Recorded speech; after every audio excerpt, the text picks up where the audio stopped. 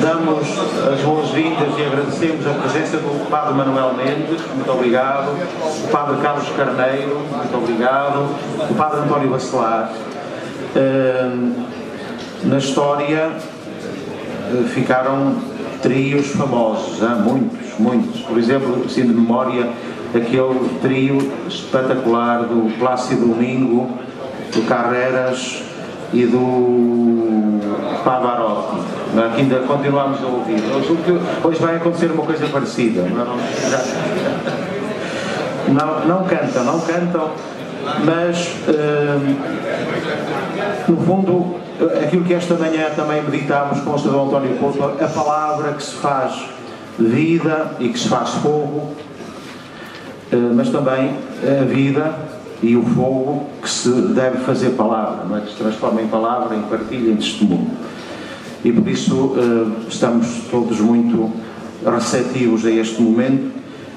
Vai ser de maneira simples, eu irei apresentar muito brevemente cada um antes de passar a palavra e depois, portanto, haverá a comunicação de cada membro desta mesa e no final abriríamos depois então um tempo de diálogo ou de ressonâncias ou de partilha, conforme entender.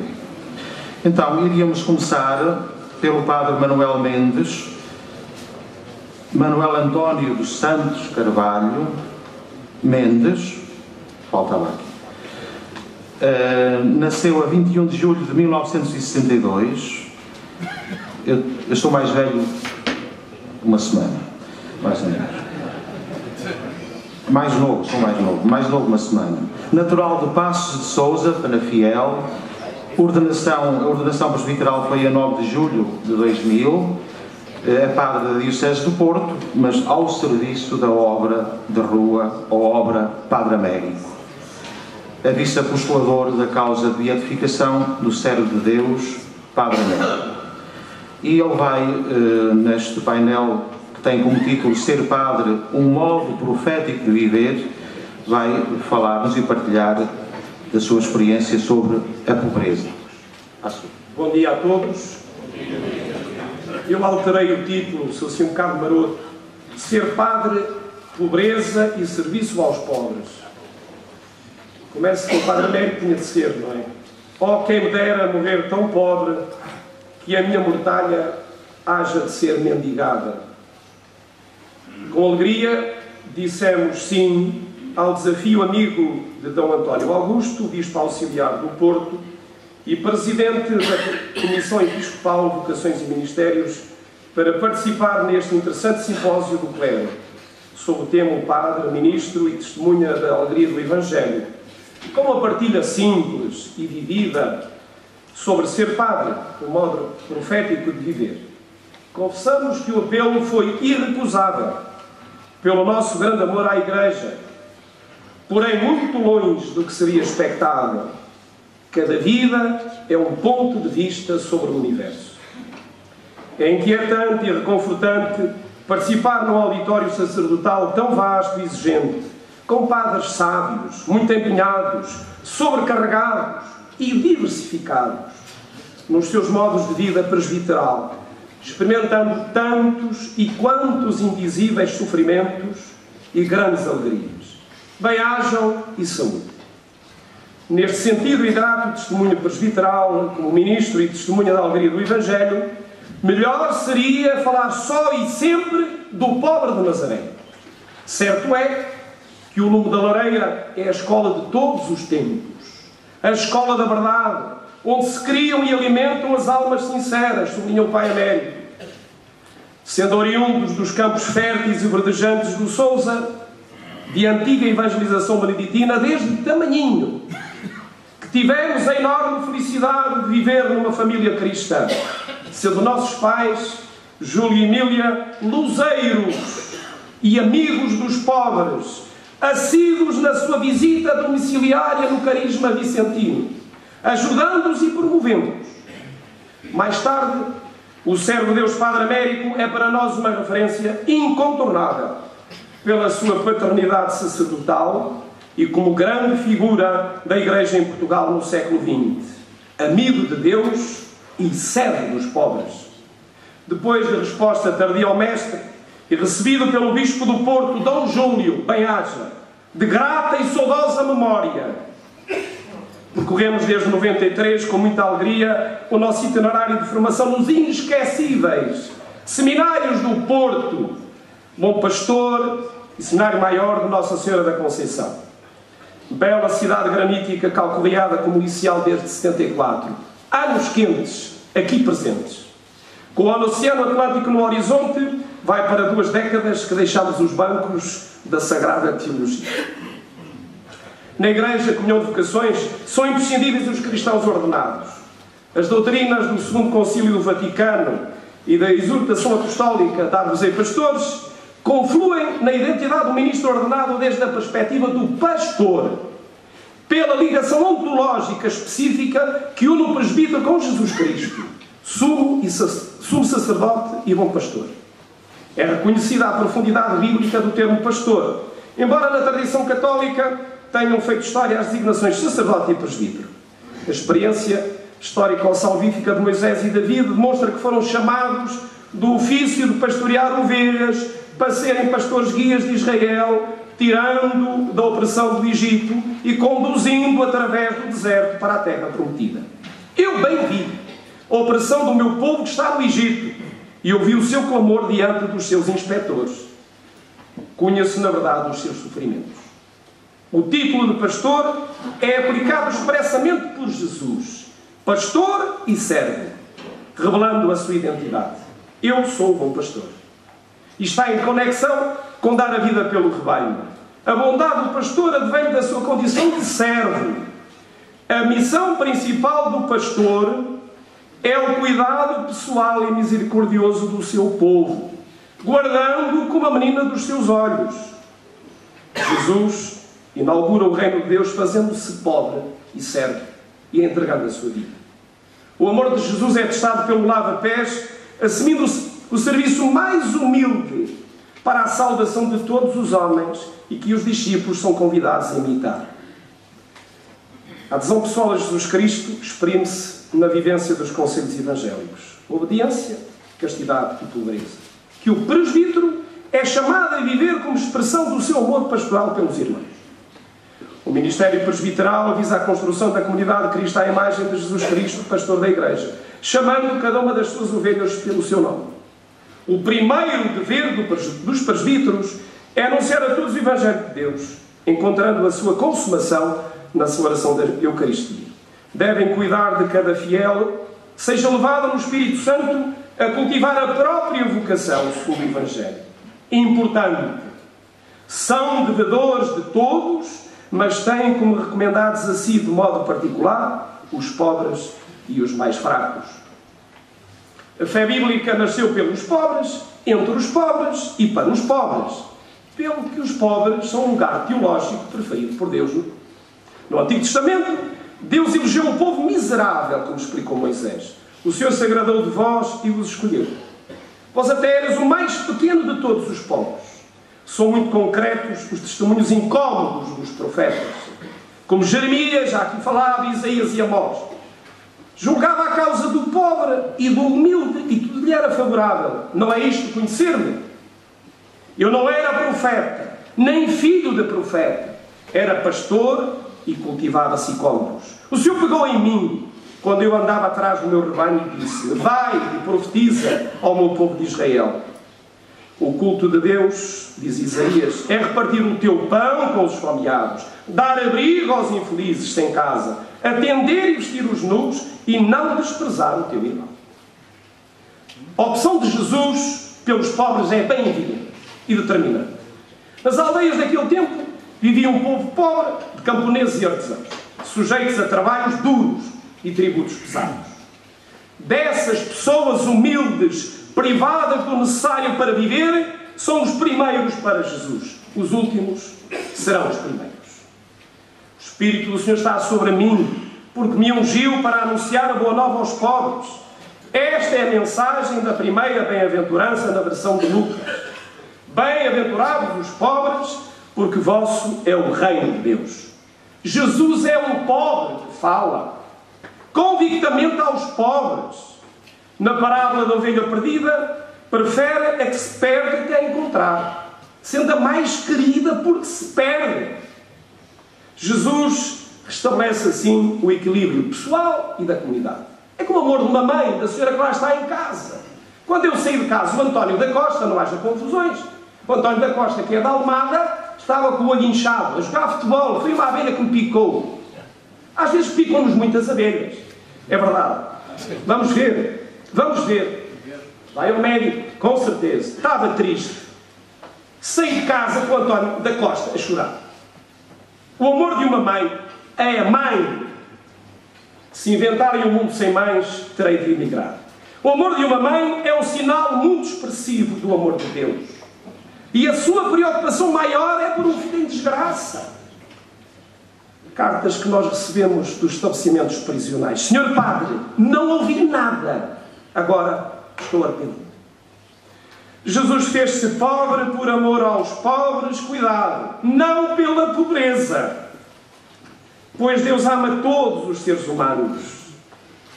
Santo Tomás diz que a pobreza por si mesma não é boa. A implicação de Jesus com os pobres vai até à sua morte. Ele que amava os seus que estavam no mundo, levou o seu amor por eles até ao extremo. Na sua infinita compaixão por salvar todo o ser humano, Jesus leva a sua entrega para salvar da pobreza integral, física, espiritual, os pobres de todos os tempos. Por isso lemos e relemos em Tiago, que vai ao cerne do cristianismo, a religião pura e sem mácula diante daquele que é Deus e Pai é esta. Visitar os órfãos e as viúvas nas suas tribulações e não se deixar contaminar pelo mundo. A Igreja não é, não sei se já foi dito, não é uma sociedade filantrópica. O Papa Bento XVI esteve mesmo ao nosso lado no Porto.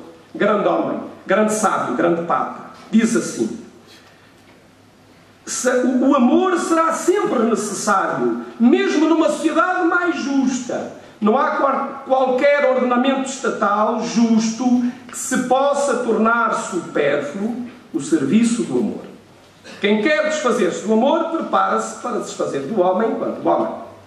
Sempre haverá sofrimento que necessita de consolação e ajuda. Haverá sempre solidão. Existirão sempre também situações de necessidade material, para as quais é indispensável uma ajuda, uma linha e um amor concreto ao próximo. Na vida cristã, todos somos chamados a ter os olhos postos no crucificado e ressuscitado, contemplando o mistério infinito do seu amor por todo o ser humano, dando a sua vida até a última gota de sangue na cruz. Há dias fui pregar, obrigado Padre Augusto, a Moreira da Maia e Mosteiró, e lembrei-me outra vez de José Régio, que diz assim: e a tua benta cruz de Deus vencido, quis eu erguê-la em minhas mãos escravas. O verdadeiro e profundo sentido da experiência sacerdotal vem mesmo do encontro pessoal e amoroso com Jesus, pastor e servo, especialmente presente na Eucaristia, cujas sérias dúvidas nos assaltaram, na palavra de Deus e nos irmãos que sofrem. Em que Deus afinal acreditamos?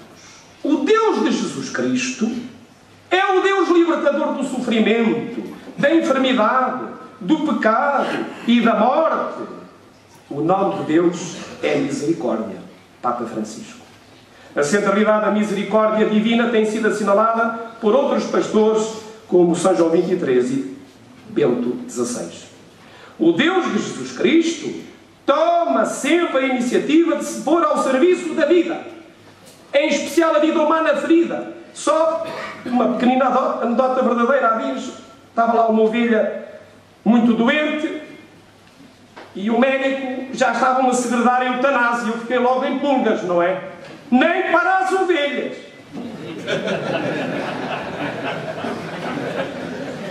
Depois o médico veterinário tirou-lhe uma fotografia porque aquela ovelha que o Divino há dias foi ver e gostou de ver a ovelha, foi cuidada num lugar à parte Eu disse assim, eu rezo ao Santo Isidro, Sr. Doutor, e o senhor faz o que puder. Está lá com 4 papas, em pé.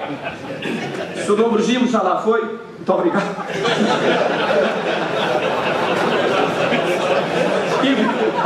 É verdade. Não estou aqui.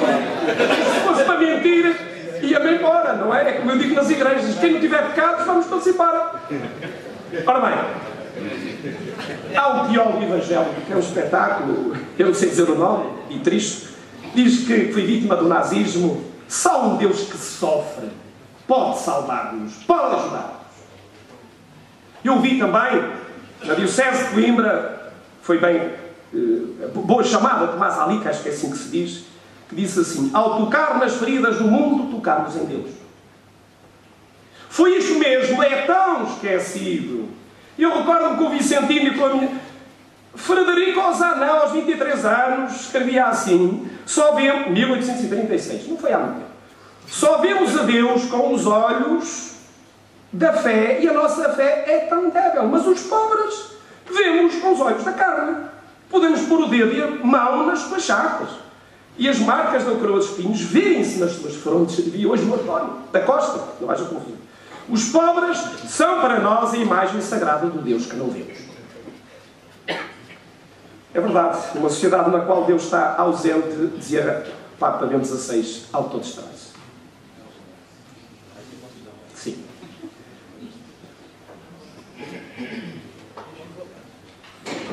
De uma multidão incontável de heróis da caridade, pela sua proximidade, nomeamos um modelo nosso de uma vida ao serviço dos pobres na Igreja, como o precursor do segundo concílio do Vaticano, coração da Igreja em Portugal, que o bispo Dom António Marcelino tanto admira. O Padre Américo antecipou-se ao segundo concílio do Vaticano porque o modelo de Jesus Cristo, servo e pobre, estava já gravado no seu coração e a orientar a sua ação. A opção preferencial pelos pobres era de há muito a sua opção de vida. Na verdade, ele foi realmente alguém que voltou às origens do cristianismo, à vida das comunidades primitivas cristãs, ao propósito de tornar o amor do Pai visível e efetivo, soube passar ao lado de honras e privilégios.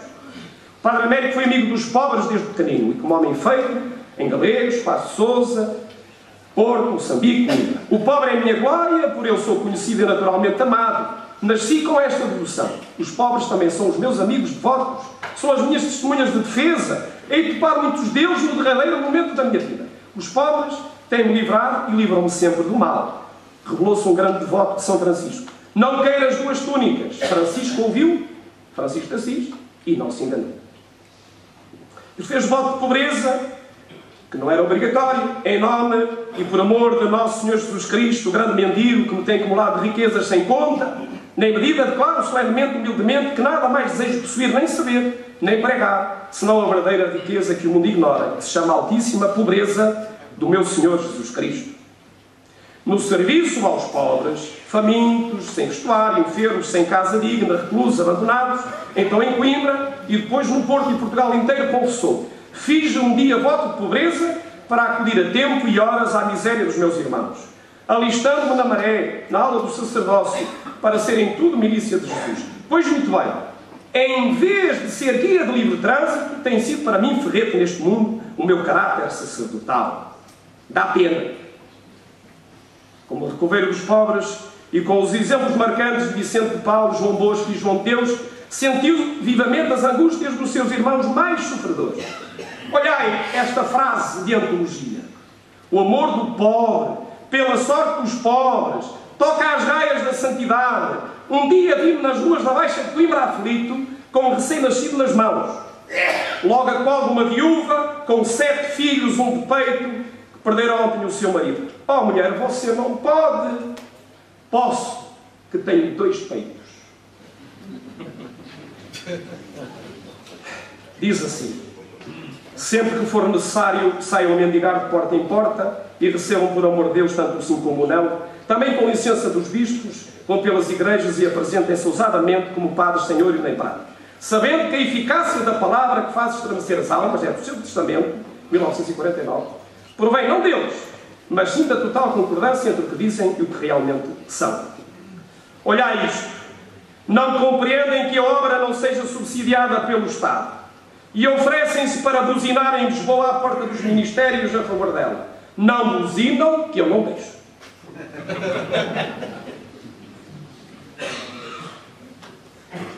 Sob o teor da vida sacerdotal, leva sendo a literatura portuguesa, em que o padre é criticado ou louvado, sendo manifesto o anticlericalismo desde o romantismo à atualidade. Na visão de Raul Brandão, 1901, diz assim: o padre roto, pobre, simples, como uma choupana por abrigo, seria a maior força do globo. Planície heroica do esquecido Manuel Ribeiro, sob um padre no chão alentejante. Porque não se há de ele fazer também labrador, e desculpa aí, eu fiz um pastor em Lauvenas. Cultivar a terra. A missa e a administração dos sacramentos deixam-lhe tanto tempo livre. Com a nossa feliz ordenação, no ano jubilar, fomos servindo em várias comunidades urbanas e rurais, preferindo os mais frágeis. Um naco de pão em cada dia nunca nos faltou. As questões das finanças e dos patrimónios paroquiais foram quebra-cabeças. Ai, o ouro das paróquias. Mas levados a bom termo com persistência e transparência.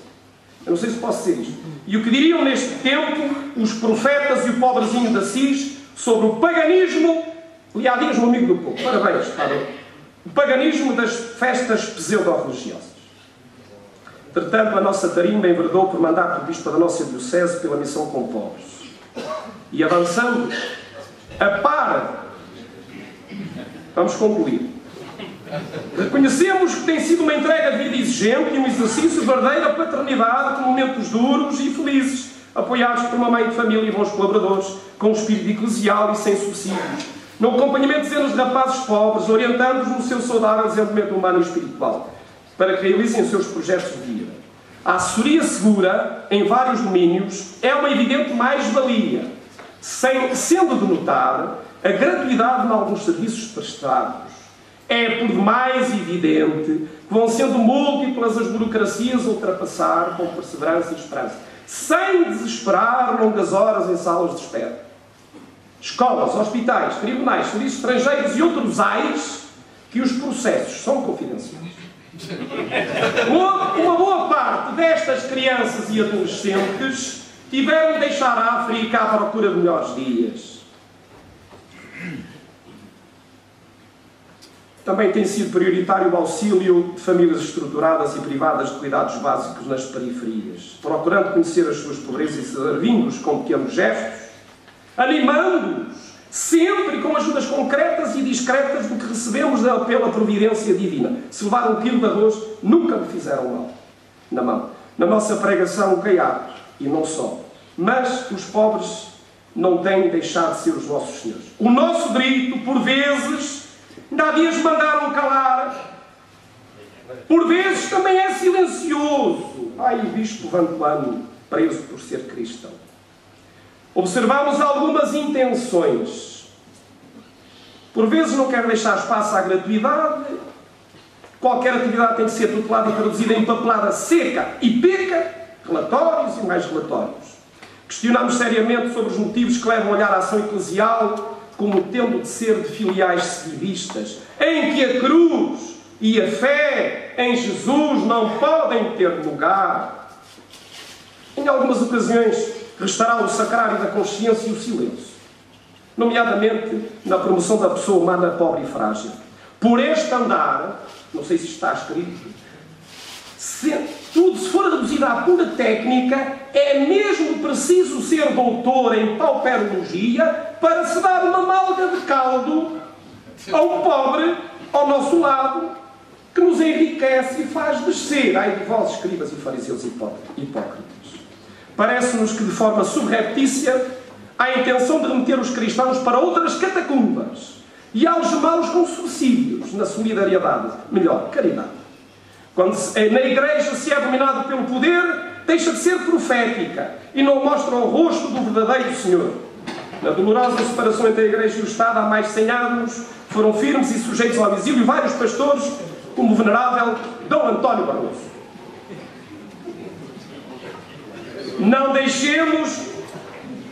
Não podemos deixar os encontros com os pobres e padecentes nas mansardas, tocas, valetas, ruelas, cantinhos, caminhos. Senão ficamos muito mais pobres, reverendíssimos padres e senhores bispos. Ficamos mais pobres e até na lua. De que lado é que se pôs Jesus? Como o pobre de Nazaré, ouve e cura os últimos. É quem chama os primeiros. Nos vazios deste tempo, percebe-se uma grande crise de Deus. Falta de respeito pelo seu rosto e por inumeráveis rostos de paixão. A dignidade humana que os defender, cuidar e promover. Somos da linhagem de Jesus. E uma imagem de Deus. Serve-nos de referência, portanto, serviu-nos o servo de Deus Padre Américo, presbítero virtuoso da Diocese de Coimbra, que foi para a casa do pai com 68 anos, na Diocese do Porto, onde nasceu. Foi esta a sua última vontade, e eu vou-me embora, que já chega. Para baixar à poeira gloriosa, não desejo os paramentos do altar, mas somente a batina e descalço. Deixai-me dar uma ajudinha ao Papa Francisco. Vimos de longe o jovem Papa João Paulo II no Porto. Estivemos ao lado do Papa Bento XVI. Em Fátima, sentimos a proximidade do forte Papa Francisco. Só lhe podemos dar isto em casa. Com todos os dias no terço, a nossa comunidade, mais de 40 filhos, reza pelas intenções do Santo Padre, pois bem precisa. O Padre Américo disse, e eu corroboro, a Igreja, a força irresistível da Mãe. Quem é que ensinou a ler? Quem deu o pão? Quem curou feridas? Quem arroteou? Como gosto de mergulhar nestas verdades eternas da história. 20 séculos não perderam a Igreja. Outros tantos não a perdem. A Mãe. Louvado seja Nosso Senhor Jesus Cristo.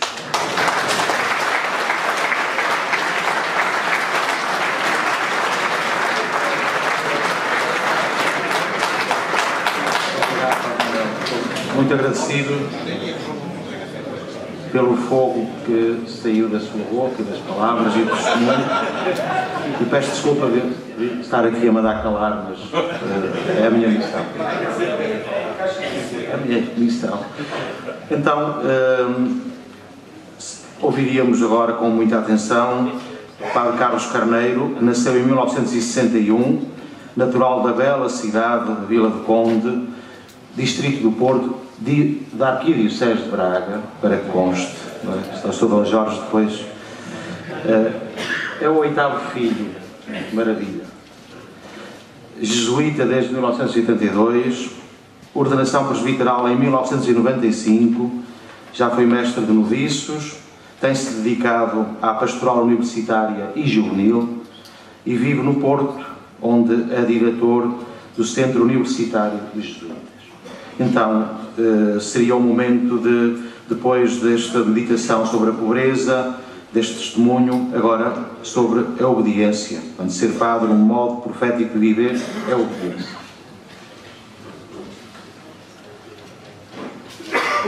Sr. Dom António, caríssimos bispos, caros colegas do sacerdócio, é com muita alegria que aqui estou. Gosto muito de ser padre.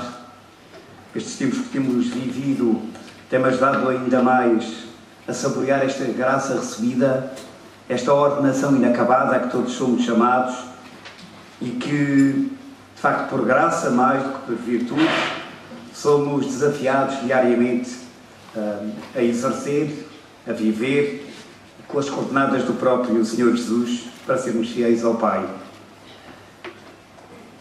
Falar da obediência, se por um lado é um gosto, confesso-lhes que não é fácil. Aprendi a obedecer, mas ainda não sei se obedeço. Aprendi a obedecer em casa dos pais, acho que não é só por ter sido o 8º e último filho, mas obedecer aos pais ou aos avós não era difícil, mas confesso que obedecer aos manos mais velhos, às vezes, era menos apetecível. Aprendi a obedecer aos professores, mas sobretudo, acho que desejei sempre querer ser obediente a Deus. Sinto desde pequenino um fascínio enorme pela liberdade de Cristo. Acho que sou receptáculo de muitas graças, de muitas histórias que convergiram até mim e, portanto, sinto-me verdadeiramente beneficiado por ótimas histórias e belos testemunhos. Não só de fé, mas também de quem ao longo da... Eu lembro-me muito bem que o nosso pai nos mandou calar e me perguntou, que era o mais novo, mas tu já leste o Capital? Eu disse, paizinho, não. Então lê. E depois, fala com o teu irmão. E lá me vi eu com 14 anos a abrir aquele livraço para obedecer à vontade de um pai sem perceber porquê. Mas acho que valeu a pena. Nunca pensei que Deus Nosso Senhor me chamaria à companhia de Jesus. Era católico, acho que ainda sou, de alma e coração, empenhado na minha paróquia, com imensa alegria, mas de facto o horizonte sacerdotal não me tinha chegado.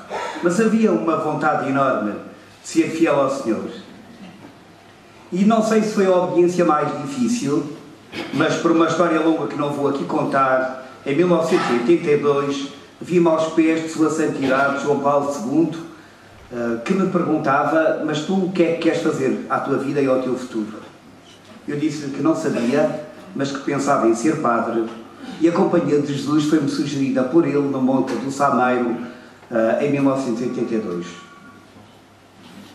Só pude obedecer e quase que cumprir este desejo, que chegou até mim não sei como nem porquê, passado 18 anos. A verdade é que até lá fui aprendendo e gostando de aprender sempre a obedecer. Quando terminei o meu noviciado, tive que fazer votos perpétuos. Achei que era cedo. 2 anos apenas de vida em comum, de aprender por dentro esta arte de ser totalmente de Deus e nada de mim, mas mesmo assim, pela graça e na confiança, entreguei-me, sem saber o que me esperava. E até hoje, é verdade, que tenho sido chamado a vários exercícios de disponibilidade e de obediência que me surpreendem, e não sei, porventura, qual foi ou é o mais difícil. Mas acho que todos são absolutamente sagrados. Por isso, o que aqui vou dizer, por um lado, é fruto da reflexão académica, da teologia, também com qualquer ponto das próprias ciências humanas que hoje nos podem ajudar a viver a obediência. Mas acho, honestamente, que é sobretudo fruto de conversas diárias e constantes com o absolutamente obediente e, por isso, totalmente disponível para cada um de nós. Vejo a obediência como um ato de amor. Uma experiência de absoluta caridade, onde a pobreza e o celibato, ou se quiserem a castidade, fazem parte da sua própria estrutura. Não consigo entender a obediência apenas como estar pronto e disponível para fazer o que for preciso. Já muitas vezes, ainda manifestando a minha disponibilidade tive que aceitar que não tinha sido o escolhido. Quem é que vai para a Síria? Posso ser eu? Não, não podes. Deixa de estar onde estás. E essa obediência de ficar onde estamos, ainda que até nos apetecesse, porventura, experimentar outras facetas e experimentar outros Cristos que estão, de facto, à espera de todos nós. Mas se estão outros, eu também estou. A obediência acho que nos determina, nos configura. E para podermos, de facto, ser o sacramento e todos os sacramentos que celebramos, acho que só faz sentido se formos mais do que dóceis, mais do que submissos, se formos mesmo aquilo que celebramos. Por isso a obediência determina-nos, dá-nos forma. Se calhar gostaria que nos desse forma, mas dá-nos forma, dá-nos esqueleto. Indica o que cada um de nós licitamente pode pedir a Deus para o seu sacerdócio. Não sei o que cada um de nós tem pedido a Deus agora, hoje, para o seu sacerdócio. Mas a obediência diz-nos de uma forma muito clara que fomos ordenados para nos transformarmos, para sermos transfigurados diariamente por uma disponibilidade sempre maior. Já não chega que Deus esteja apenas em primeiro lugar. Porque Deus quer estar em primeiro lugar se a Igreja estiver em primeiro lugar e se todos os homens e mulheres, nas suas experiências concretas de vida, forem a nossa agenda. Então aí, somos não só sacerdotes, mas somos também filhos. E ser filho é aprender a obedecer com alegria desmedida. Provavelmente fui aprendendo que quando não soube obedecer, também não soube mandar, também não soube governar, também não soube liderar. A obediência corre perigo. Corre perigo de nos levar a um engano, de achar porque temos poder, então já temos autoridade. Há, em todos nós, pelo menos em mim, muitas vezes, talvez uma sede de poder que ainda não foi batizada. Então, o sacerdócio batiza, purifica toda essa ânsia que desconfigura a graça recebida. Provavelmente muitos de nós gostamos de mandar, mas não sei se fomos educados e preparados para mandar. Às vezes penso que se eu trabalhasse para alguma empresa já não teria sido despedido. Há uma Páscoa, não só a de Cristo, não só a da Igreja, mas a de cada um de nós, que sem obediência é muito difícil de entender. E porquê? Porque a obediência vai ser o barómetro da nossa maturidade psicológica, da nossa maturidade afetiva, da nossa maturidade espiritual. Não nos chega a ser austeros, não nos chega a ser devotos, não nos chega a ser honestos. É pouca essa ousadia, porque obedecer é libertar toda a liberdade que faz com que Deus, se assim não fosse, nunca poderia ser o que é, absolutamente misericordioso. É a liberdade que nos torna misericordiosos, obedientes e misericordiosos, sem caixa, sem azedume, sem peso. Aceitamos na obediência uma dependência que não nos infantiliza. Sim, dependemos de Deus, dependemos da Igreja e dependemos uns dos outros.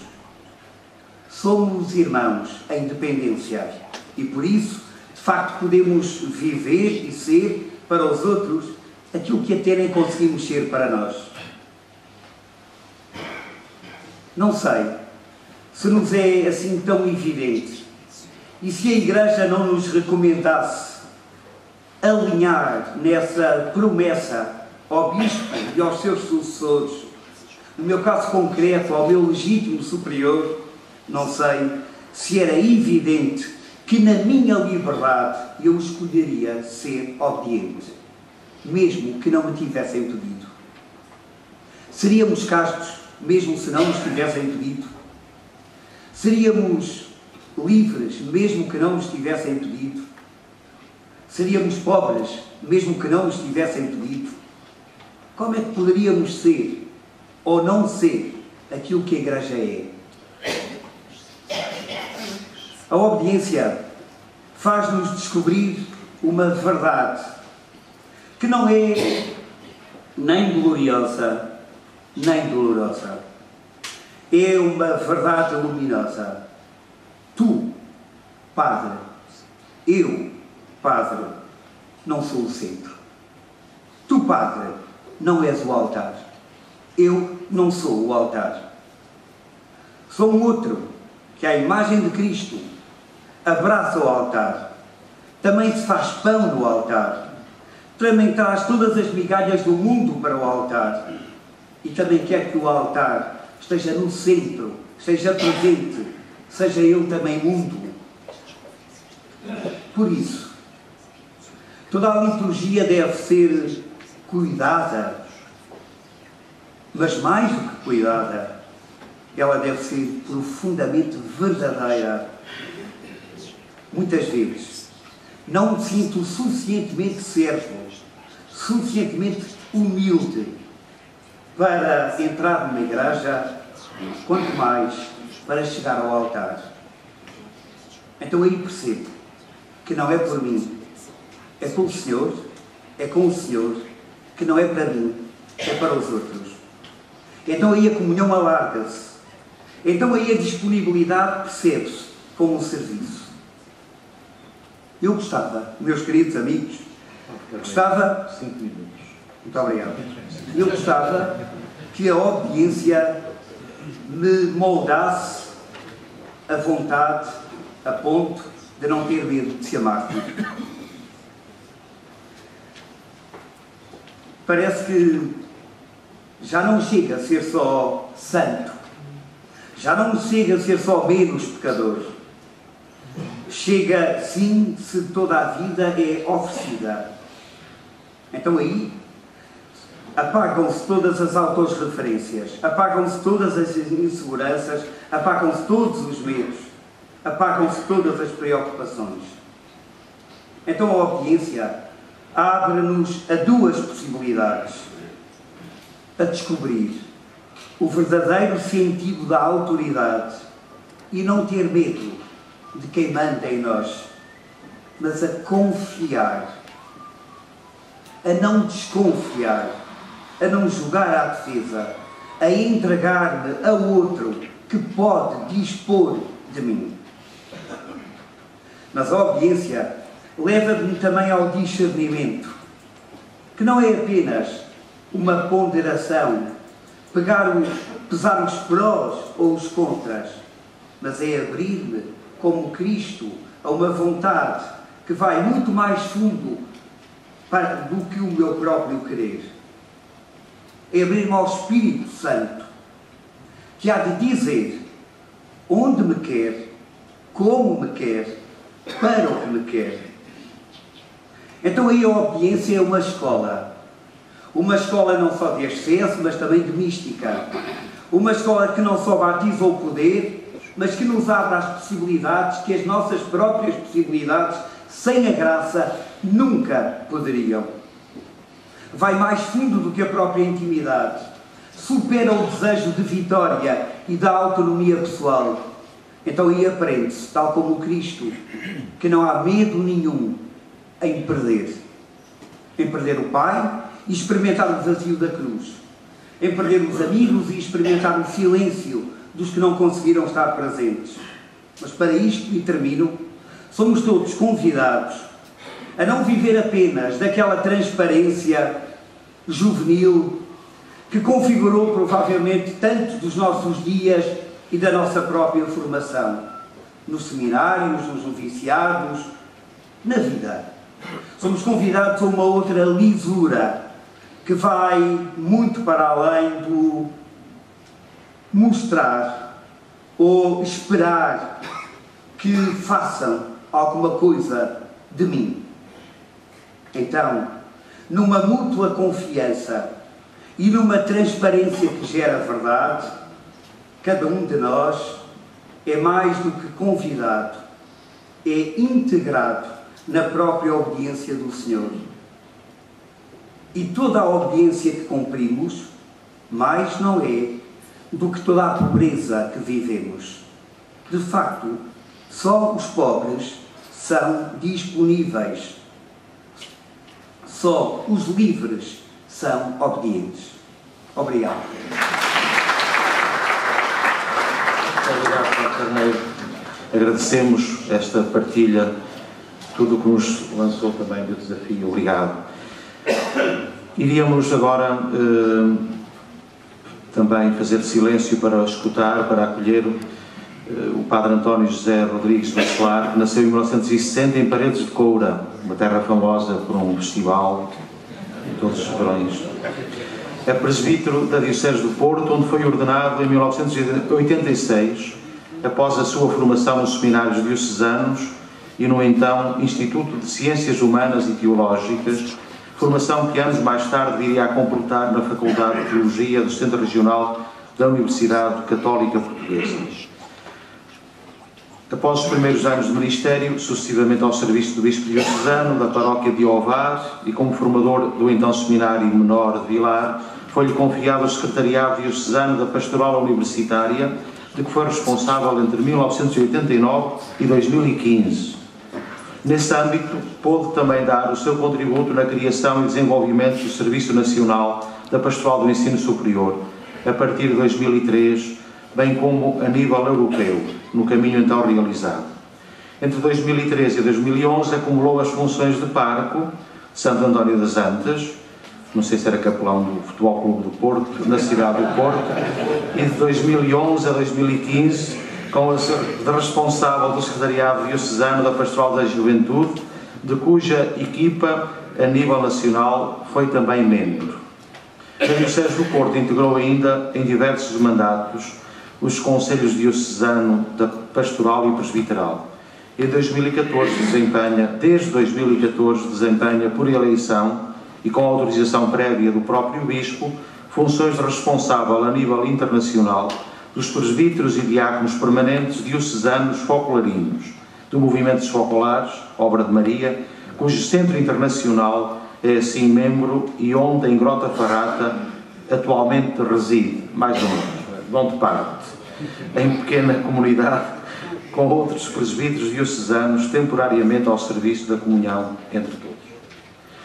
Padre Bacelar não vai falar da castidade, mas sim da fraternidade.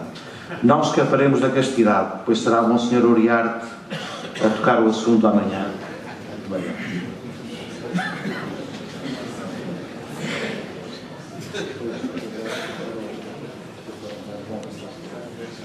Obrigado, Dom Nuno.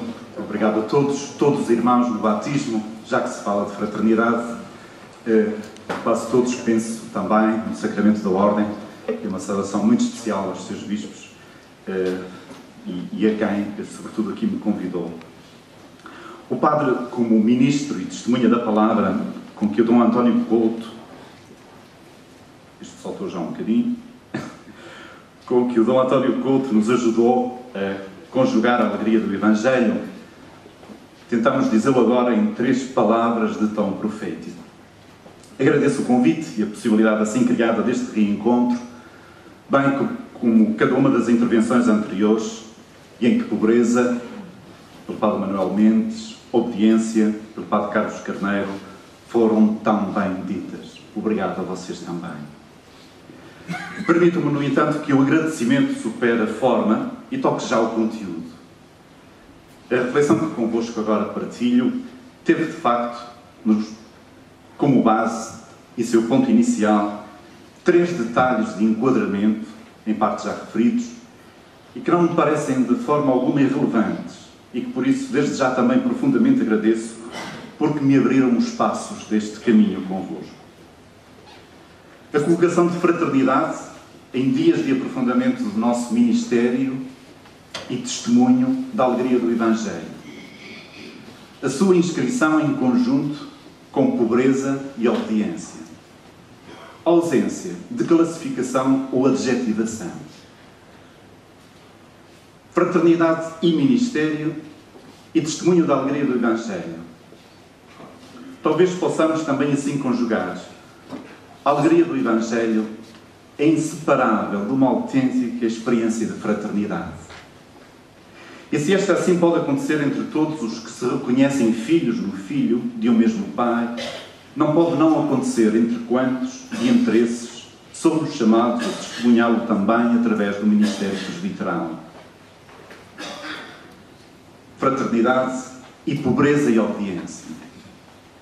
Na leitura do programa destes dias seria também natural esperarmos que neste painel, e como um modo profético de viver como padres, a pobreza e a obediência se seguisse na lógica dos assim denominados conselhos evangélicos a palavra castidade.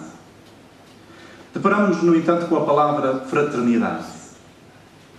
Ouso afirmar, não só porque castidade será objeto de reflexão amanhã, mas ouso afirmar não se tratar certamente nem de um sinónimo, nem muito menos de uma substituição.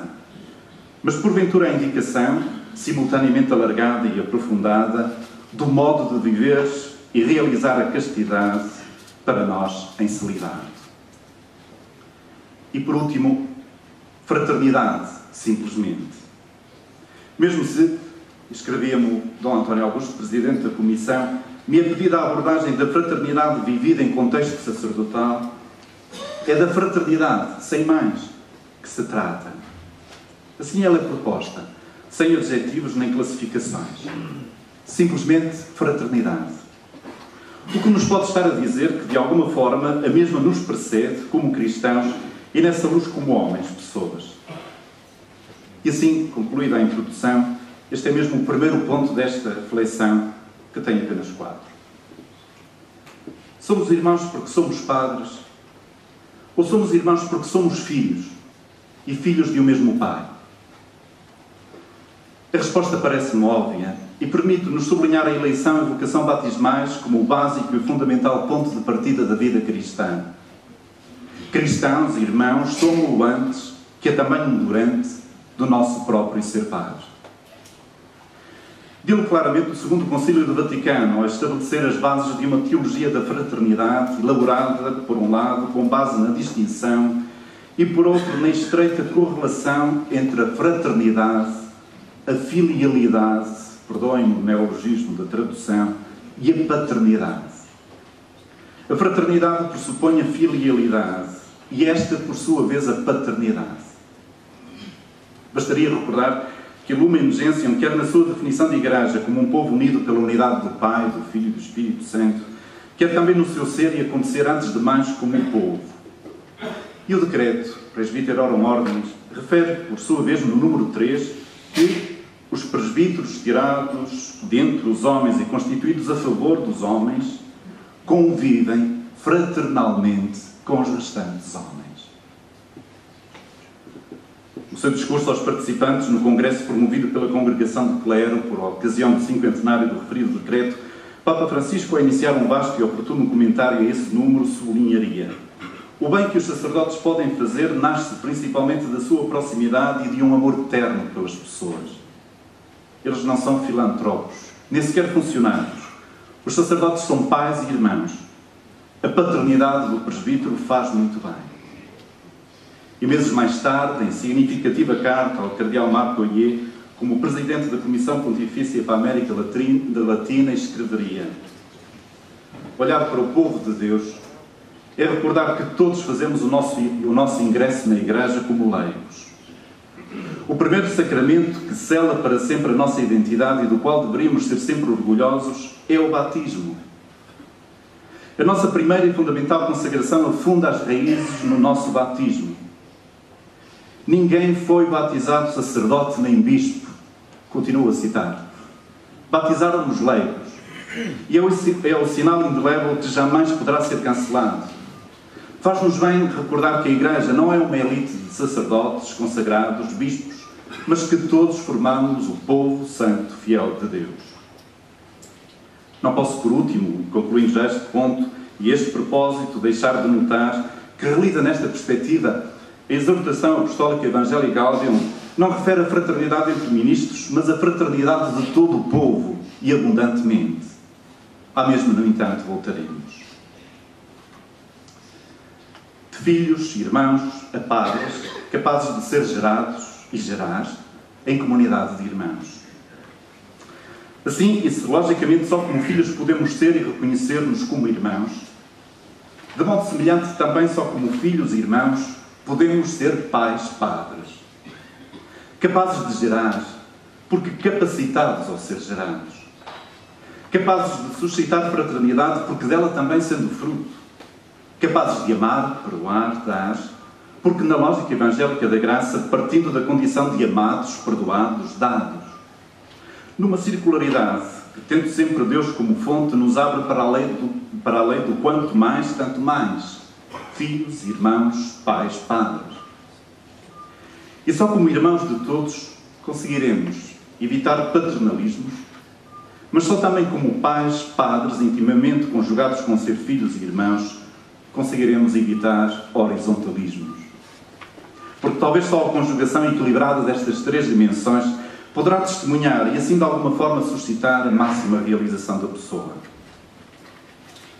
Volto a recorrer ao Papa Francisco e, como anunciado no ponto anterior à Evangelii Gaudium, e especialmente aos números que vão do 87 ao 92.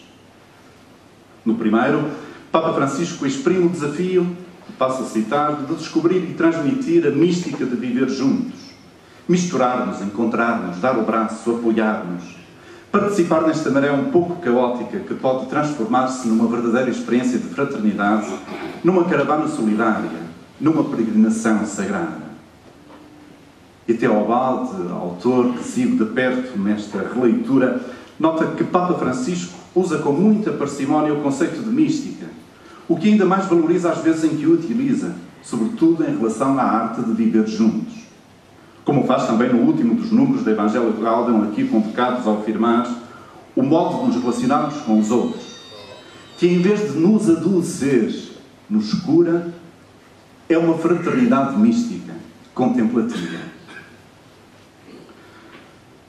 E o mesmo autor, Teobaldo, volta a ele, afirma: o critério diferenciador da autêntica espiritualidade não é a sua sacralidade, mas a sua corporeidade.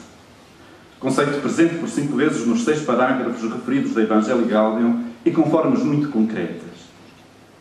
E ainda, não existe nunca uma experiência autêntica de Deus fora de uma experiência de humanidade. E a autêntica fraternidade é já uma experiência de Deus. É inevitável este propósito a referência à pequena Teresa e à viragem por ela particularmente realizada em direção à mística do cotidiano. E não podemos deixar, a este ponto, pelo menos nos perguntarmos, é quando a última exortação apostólica Gaudete Exultate, sobre a santidade do cotidiano e ao pé da porta, se as referidas corporeidade e humanidade, como critério diferenciador da autêntica espiritualidade e condição de autenticidade da experiência de Deus, não tenham a sua morada na totalidade do corpo de Cristo, que é a Igreja. E o vivido em contexto sacerdotal, assim me foi pedido. Não foi despropositado só agora o referir tal contexto, porque se o mesmo nos apela, o vivida está a dizer que nos precede. Não se trata de viver o ministério com alguma inspiração fraterna, mas de viver a fraternidade em contexto sacerdotal. Aproximamos-nos assim do contexto, mas sem nunca conseguirmos distanciar-nos da fraternidade em que o queremos acolher, inscrever e viver. Percebemos-lo nas linhas e entrelinhas do grande teólogo Karl Rahner, que aqui me permite convocar, mesmo recuando à década de 80, com a consciência de que a escuta das vozes proféticas como a sua não é nunca um recuo, mas um avanço.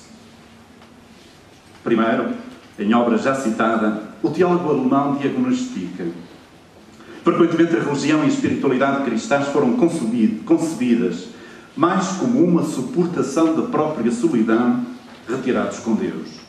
E acrescenta: mesmo se nós na Igreja não queremos exatamente tornar-nos socialistas e espirituais, não se pode dizer que esta mentalidade individualística do século XIX contenha promessa de duração e validez eternas. Poucos anos mais tarde, mas sempre na mesma década de 80, escrevendo sobre a espiritualidade do futuro, Rahner identificava como espiritualidade comunitária.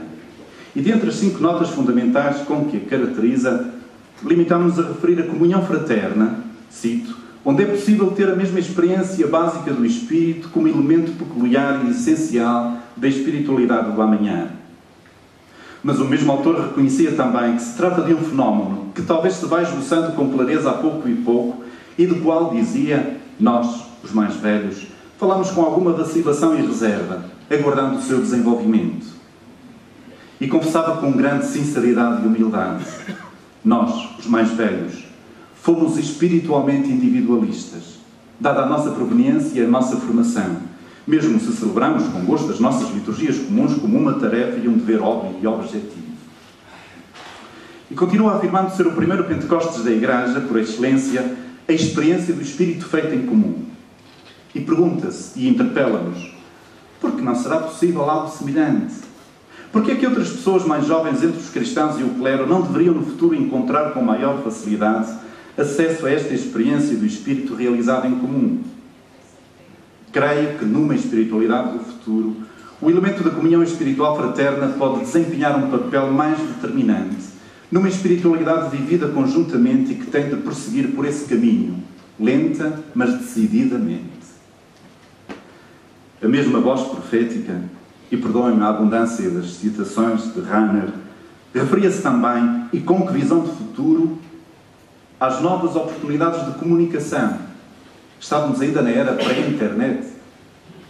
E com as mesmas a uma maior responsabilidade de realizar também concretamente e da maneira mais intensa possível tal fraternidade. Realidade hoje factível e que é também um dever. Mas mesmo não faltando em Rahner as referências à nossa vocação de presbíteros, é oportuno observar que uma recepção e a construção de fraternidade têm sempre como sujeito o povo de Deus. Pertinentes e acutilantes são também as interrogações e observações de outro teólogo alemão nosso contemporâneo e, felizmente, e por graça de Deus, ainda entre nós. Também nos anos 80, Joseph Ratzinger perguntava-se: a nossa realização cristã efetiva não parece ser, a maior parte das vezes, muito mais semelhante ao culto dos altos cargos dos judeus, estigmatizado por Jesus, do que à imagem por ele desenhada da comunidade fraterna? E na mesma sua pequena, mas muito significativa obra, A Fraternidade Cristã, vai lembrando que na Igreja o ofício é uma instituição essencialmente ordenada para o serviço. Ou ainda, que o sexto sacramento, em bom rigor, não se chama, na linguagem da Igreja, sacerdócio, mas ordem. E socorrendo-se dos exegetas, afirma: o discípulo do Rabi propõe-se a vir a ser, por sua vez, mestre.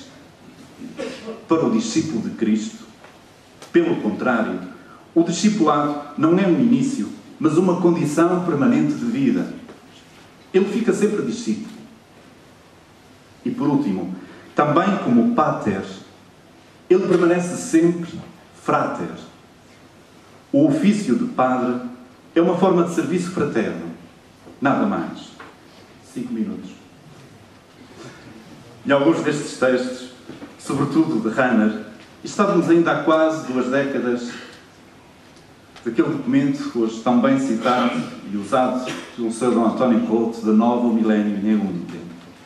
Mas quase outro tanto tempo depois, vale a pena regressar ao desafio daquela carta apostólica. Há bocado encontramos-nos com o número 40, avançamos para o 43. Fazer da Igreja a casa e a escola da comunhão, eis o grande desafio que nos espera no milénio que começa, se quisermos ser fiéis ao desígnio de Deus e corresponder às expectativas mais profundas do mundo. E perguntando-se São João Paulo II o que pudesse isto significar em concreto, respondia: antes de programar iniciativas concretas, é preciso promover uma espiritualidade da comunhão e levando-o ao nível de princípio educativo em todos os lugares onde se plasma o homem e o cristão, onde se educam os ministros do altar, os consagrados, os agentes pastorais, onde se constroem as famílias e as comunidades. Permitindo-me não ler o resto deste número 43, avanço imediatamente para a sua conclusão.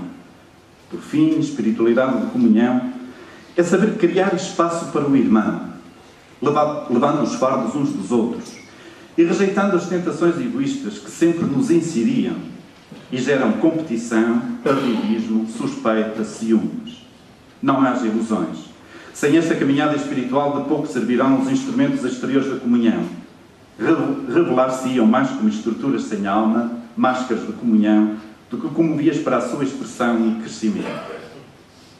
E por último, horizontes da fraternidade.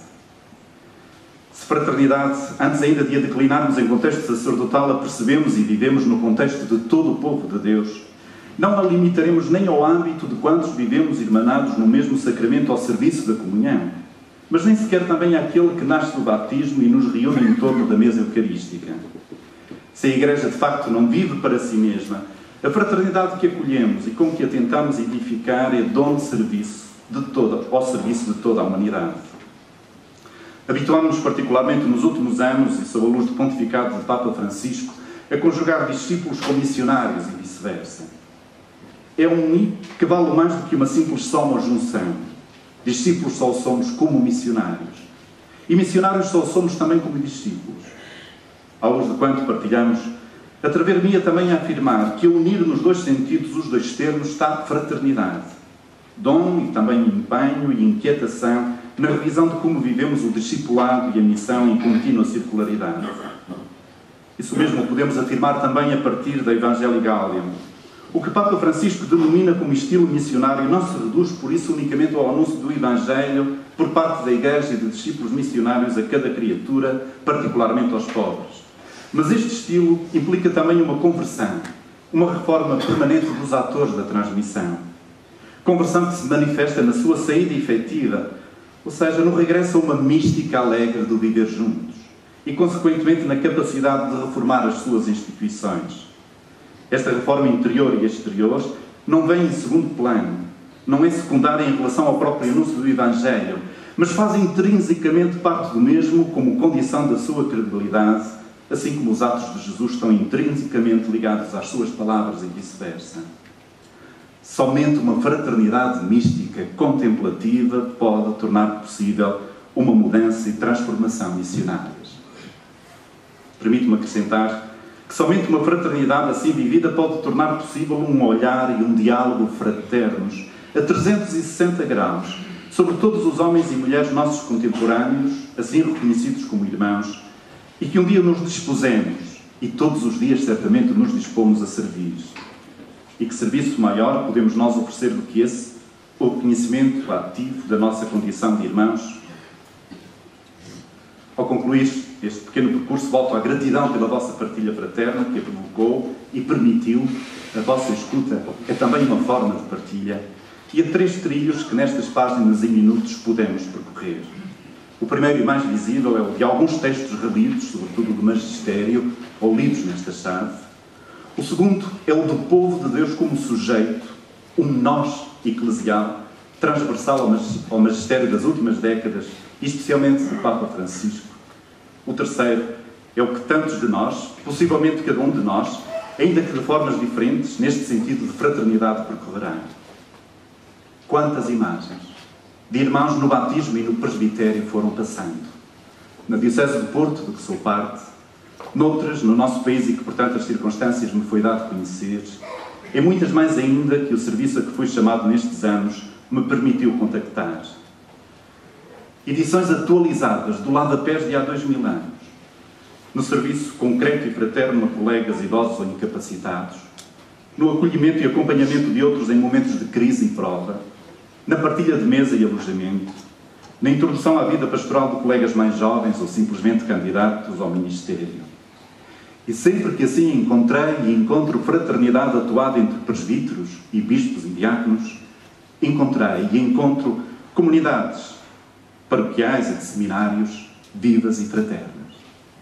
Mas edições atualizadas do Lavapés são também as de pequenas e fraternas comunidades cristãs nos subúrbios de grandes cidades ou por entre a baixíssima densidade populacional de altas montanhas ou de interiores de alguns países, de reconstrução de inteiras aldeias, vilas e mesmo cidades, de adoção quer de filhos sem pais, quer de pais sem filhos em situações de guerra, de partilha inversamente proporcional a quanto se tem.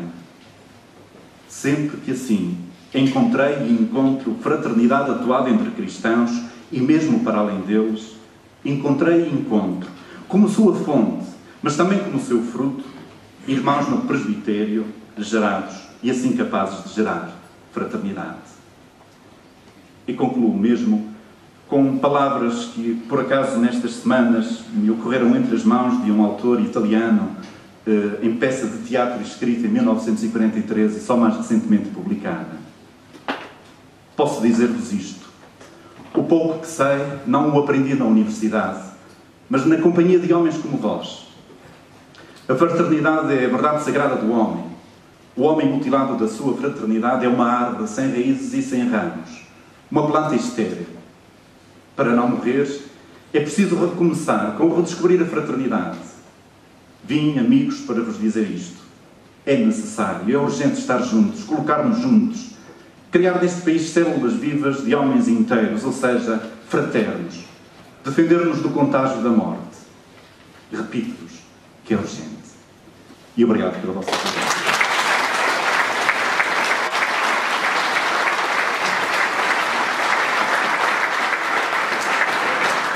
Muito obrigado, Padre Bacelar, Padre António Bacelar. Obrigado pela disciplina dos três conferencistas. Foi também uma experiência, de facto, de pobreza, não é? Porque reduzir há pouco tempo uma experiência tão rica, também de obediência e de fraternidade, que foi partilha.